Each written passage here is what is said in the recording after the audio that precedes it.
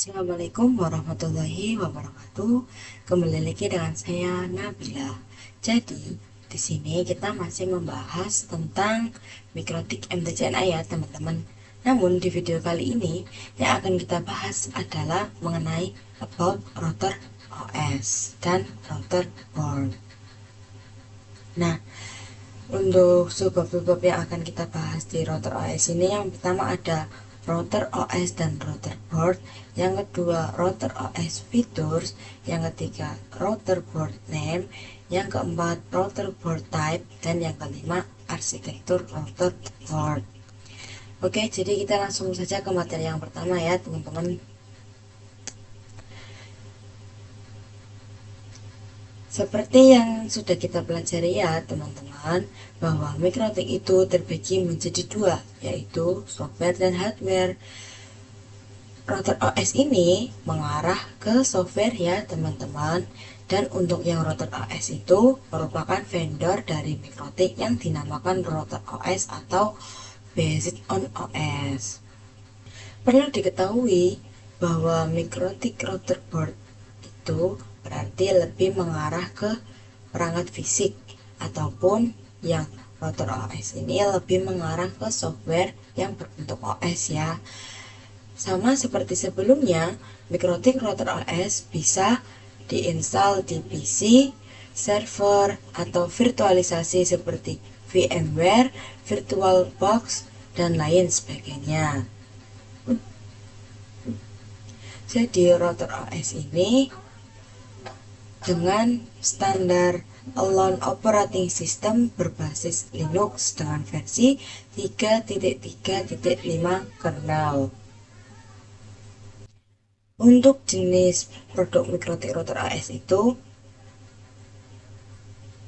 diantaranya ada mikrotik X86 bit ya teman-teman.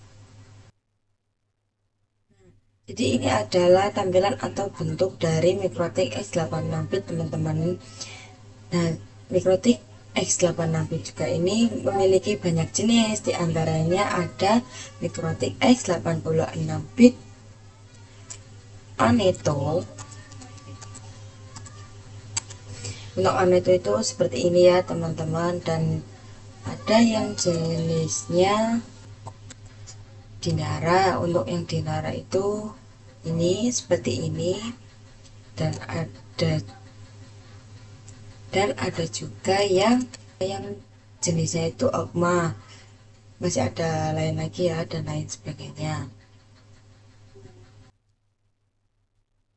Nah, yang kedua itu ada mikrotik router board. Nah, setelah kita mengenal router OS, selanjutnya kita akan mengenal router board. Router board ini lebih mengarah ke perangkat fisik ya teman-teman, atau built-in hardware. Jadi dapat kita ketahui bahwasanya mikrotik itu banyak sekali fitur-fiturnya. Segala fitur yang ada di mikrotik itu bisa tersedia ataupun bisa tergabung dalam satu perangkat saja pada perangkat router board. Jadi kalau router board dibuat untuk menjalankan sistem operasi router OS. Segala fitur bisa terdapat pada satu perangkat ataupun dapat diperuntukkan khusus sesuai kategorinya. Kemudian tersedia mulai dari low end sampai dengan high end router. Kemudian ada router OS features. Nah, mungkin kebanyakan orang berpikir bahwa mikrotik itu hanya router OS dan router board saja ya teman-teman. Tetapi dalam real implementasinya, fitur mikrotik itu ada banyak teman.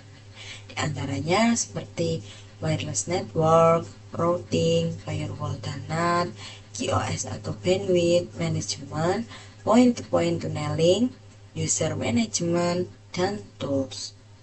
Nah, fitur-fitur yang tersedia ini bisa tertanam pada satu perangkat router board ataupun bisa dipecah menjadi perangkat yang terfokus. Yang pertama ada support wireless network. Jadi wireless itu merupakan nirkabel. Wireless itu sudah tertanam ataupun floating pada mikrotik saat ini. wireless ada yang diperuntukkan untuk indoor dan outdoor. Dengan standarisasinya 802.11a/b/g/n/ac. Untuk contoh yang indoor yaitu wireless. Adapun outdoor yaitu contohnya point to point dan point to multi point. Nah, kemudian ada routing. Routing itu baik static routing maupun dynamic routing. Yang ketiga ada firewall dan NAT. Firewall sendiri yaitu sebagai proteksi agar mikrotik kita aman, dan NAT sendiri yaitu agar klien memiliki IP private bisa mengakses IP publik ya teman-teman. Dan yang keempat ada QoS atau Quality of Service atau Bandwidth Management, di mana mikrotik kita diatur oleh bandwidth management seperti di PC sekian bandwidthnya berapa atau lebih ke bandwidth prioritas. Yang kelima ada point to point tunneling. Yang keenam ada user management seperti DHCP atau proxy, spot atau radius dan lain-lain. Nah, yang terakhir itu ada tools low bandwidth test, torch, mapping, MRTG dan lain-lain. Kemudian di sini ada router board name. Langsung saja, untuk pengkategorian nama pada perangkat router mikrotik itu berdasarkan 3 kategori ya teman-teman. Yang pertama ada berdasarkan 3 simbol name, yang kedua ada berdasarkan kata atau word, yang ketiga berdasarkan exceptional naming. Jadi untuk yang pertama berdasarkan simbol nama yaitu ada RB951. RB sendiri yaitu singkatan dari router board. Nah, angka 9-nya ini artinya seri atau kelas router. Untuk angka 5 ini artinya jumlah port Ethernet, dan untuk angka 1 ini artinya jumlah slot mini PCI atau wireless. Nah, kemudian yang kedua ada berdasarkan kata atau word yaitu seperti Omni, TIK, Grove, SXT, LHG, Dynadisk, CLP, HP, HEX. Yang ketiga ada berdasarkan exceptional naming. Nah, yang pertama ini ada nama disederhanakan dan disesuaikan dengan tahun pengembangan, dan biasanya Ethernetnya lebih dari 9 port. Port yang lebih dari 9 itu biasanya dinamakan exceptional link ya teman-teman.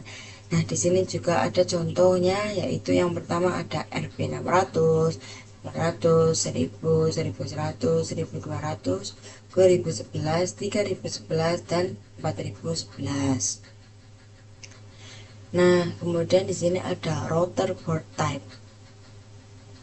Nah, seperti yang sudah saya jelaskan tadi bahwa RB sendiri itu adalah router board. Nah, untuk angka 9 ini adalah untuk seri. Nah, yang angka 5 ini adalah Ethernet, dan angka 2 ini adalah wireless. Nah, jika ada UI ini artinya itu fitur board ya teman-teman. Dan untuk 5AC2ND itu artinya fitur wireless, dan TC itu artinya adalah untuk jenis casingnya. Nah, di sebelah kiri saya ini ada kode-kode lain yang ada pada router board. Nah, ini kalian bisa pause videonya untuk membacanya sendiri ya teman-teman. Oke, lanjut.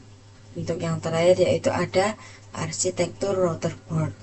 Yang pertama ada arsitektur router board dibedakan berdasarkan jenis dan kinerja prosesor. Yang kedua, software atau OS untuk setiap arsitektur berbeda. Nah, jika kalian itu ingin lihat lebih lengkapnya lagi tentang arsitektur router board, kalian bisa langsung saja mengunjungi website www.mikrotik.com atau download ya teman-teman. Di sebelah kiri juga ini ada contohnya, kalian bisa pause juga untuk membacanya sendiri ya teman-teman. Oke, sekian bahasan materi mengenai about router OS dan router board dari saya. Mohon maaf apabila ada salah kata dan pengucapan yang kurang jelas.